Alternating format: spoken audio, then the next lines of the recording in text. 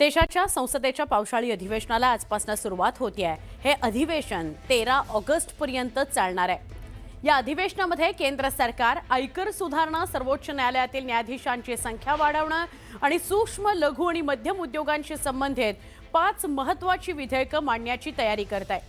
या अधिवेशनामध्ये सरकार आणि विरोधकांमध्ये विविध राष्ट्रीय मुद्द्यांवर जोरदार चर्चा होऊ शकते आणि राजकीय संघर्ष पाहायला मिळण्याची शक्यता आहे। दिल्लीतलं जंतर मंतरचं आंदोलन आणि त्याच्या व्यतिरिक्त देशभरामध्ये होणारी एकूण 6 आंदोलनं, अशी 7 आंदोलनं सध्या देशभरामध्ये सुरू आहेत। त्याचेही पडसाद या पावसाळी अधिवेशनामध्ये उमटतील।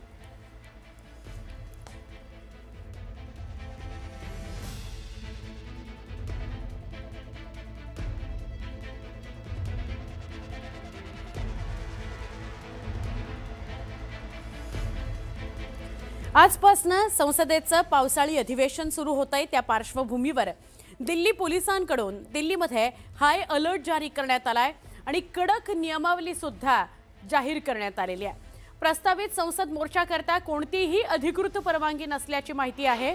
दिल्लीमध्ये कलम 163 लागू करण्यात आलाय। यामुळे रॅली, निदर्शनं किंवा विना परवानगी एकत्र येण्यावर पूर्णपणे बंदी असणार आहे। संसदेचं अधिवेशन अतिविशिष्ट व्यक्तींची सुरक्षा आणि महत्त्वाच्या सरकारी संस्थांच्या सुरक्षेकरता दिल्लीत तगडा बंदोबस्त आहे।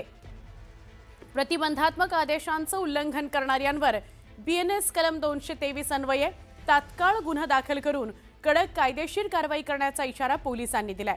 तसंच नागरिकांनी कोणत्याही बेकायदेशीर मोर्चामध्ये सहभागी होऊ नये आणि कायदा सुव्यवस्था राखण्याकरता सहकार्य करावं असं आवाहन करण्यात आलंय।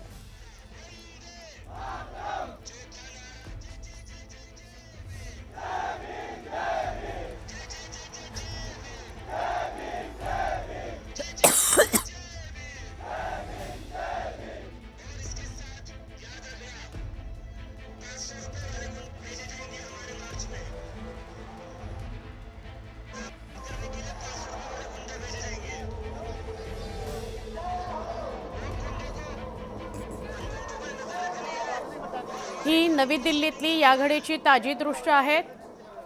आज संसदेवर CGP मोर्चा काढणार आहे, पण त्याला परवानगी नाकारलेली आहे। आजपासून संसदेचं हिवाळी अधिवेशन सुरू होतंय। त्या पार्श्वभूमीवर हा मोर्चा काढला जाणार होता, पण आता हा मोर्चा निघेल का आणि काय होईल दिवसभरात हे बघणं फार महत्त्वाचं आहे। अधिकृत परवानगी या मोर्चाला नाकारलेली आहे। राजधानी दिल्लीमध्ये कडक निर्बंध लावण्यात आलेले आहेत। सगळ्या सामान्य जनतेला असं आवाहन केलंय की कुणीही अशा प्रकारे गर्दी करू नका, आंदोलनात सहभागी होऊ नका। दरम्यान जंतर मंतरवर शनिवार नंतर गर्दी वाढायला लागलेली आहे। सोनम वांगचुक यांना सफदरजंग रुग्णालयामध्ये दाखल करण्यात आलेलं आहे शनिवारी सकाळी। तेव्हापासून अभिजित दिपके उपोषणाला बसलेला आहे आणि शनिवार दुपारनंतर गर्दी अधिक वाढायला लागली आहे। दिल्लीमध्ये जंतर मंतरवर स्टुडंट्सची, त्यांच्या पालकांची गर्दी वाढायला लागलेली आहे। आज या मोर्चाला परवानगी नाकारलेली असली तरी काय घडतं दिल्लीत हे बघणं फार महत्त्वाचं आहे। दिल्लीमध्ये 5हून अधिक व्यक्तींच्या एकत्र येण्यावर बंदी घालण्यात आलेली आहे।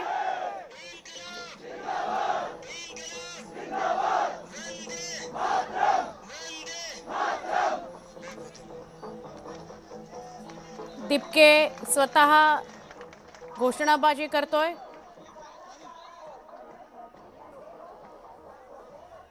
तीस तासांहून जास्त काळ उपोषणाला झालेला आहे दिपकेच्या।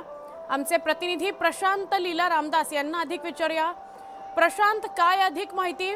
दिल्लीमध्ये एका बाजूला जंतर मंतरवरची ही अलोट गर्दी जी वाढतच चाललेली आहे, दुसरीकडे पावसाळी अधिवेशन सुरू होत आहे आजपासून आणि घातलेले दिल्लीत निर्बंध।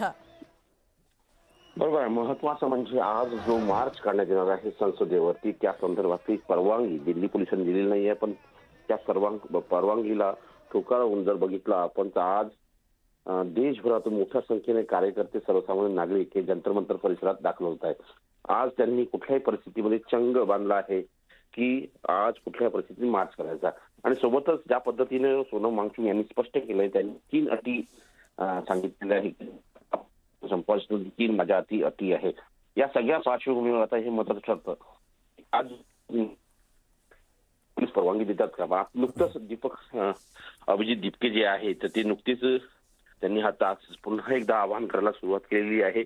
आणि महत्वाचं म्हणजे हातामध्ये झेंडा घेऊन ते आवाहन करताय की आज जो मार्च काढायचा, हा मार्च जो आहे हा सर्वसामान्य लोकांच्या मुलांना शिक्षणाचा अधिकार देण्याचा मार्च आहे, अशा प्रकारे त्यांचं आवाहन आहे. आणि त्यामुळे एकीकडे नीटचा प्रश्न आणि त्यानंतर धर्मेंद्र प्रधान यांच्या राजीनाम्याचा मुद्दा देखील या निमित्ताने उपस्थित होतो.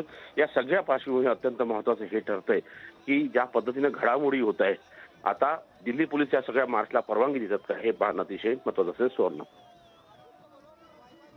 तुर्तास धन्यवाद प्रशांत, आपण ही माहिती दिली त्याबद्दल. आत्ता तरी अधिकृत परवानगी नाकारलेली आहे, पण आज दिवसभरात निघायच्या आधी, म्हणजे हे आंदोलन सुरू व्हायच्या आधी, हा मार्च निघायच्या आधी परवानगी मिळते का हे बघायचं. पण दिल्ली पोलिसांनी आत्ता तरी परवानगी नाकारलेली आहे. गर्दी जंतर मंतरवर वाढलेली आपण बघतोय. CJPचा दिल्लीत एल्गार बघायला मिळतोय. आणि हा मोर्चा आम्ही काढणारच यावर ठाम आहेत सगळे CJPचे कार्यकर्ते आणि तिथे जमलेली गर्दी. सोनम वांगचुक हे स्वतः या मोर्चात सहभागी होऊ शकले नाहीत, तर त्यांच्या पत्नी गीतांजली या नेतृत्व करणार आहेत या मोर्चाचं, असंही कळत आहे. पण दिल्लीमध्ये कठोर निर्बंध लावण्यात आलेले आहेत. जसजसा क्षण पुढे जाईल, तास पुढे जातील आणि अधिवेशनाची वेळ म्हणजे 10 नंतर अधिक दिल्लीतली परिस्थिती तणावाची होण्याची शक्यता आहे. आज संसदेच्या पावसाळी अधिवेशनाला सुरुवात होतीये आणि दुसरीकडे हा संसद मार्च.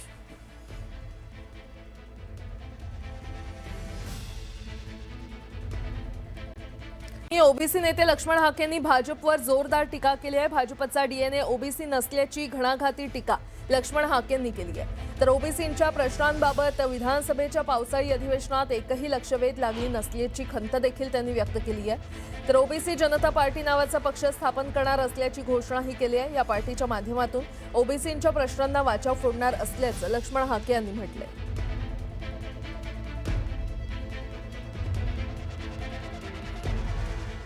महाराष्ट्राच्या अधिवेशनामध्ये महाराष्ट्रातल्या 60% ओबीसींच्या प्रश्नावर एकही लक्षवेधी येणार नसेल, एकही प्रश्न मांडला जाणार नसेल, त्यांच्या आरक्षणासंदर्भात बोललं जाणार नसेल, त्यांच्या वेगवेगळ्या प्रश्नावर बोललं जाणार नसेल, तर महाराष्ट्रातल्या 60% ओबीसींनी नक्की करायचं काय?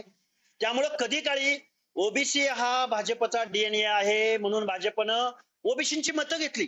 आता भाजपचा DNA ओबीसी नाही,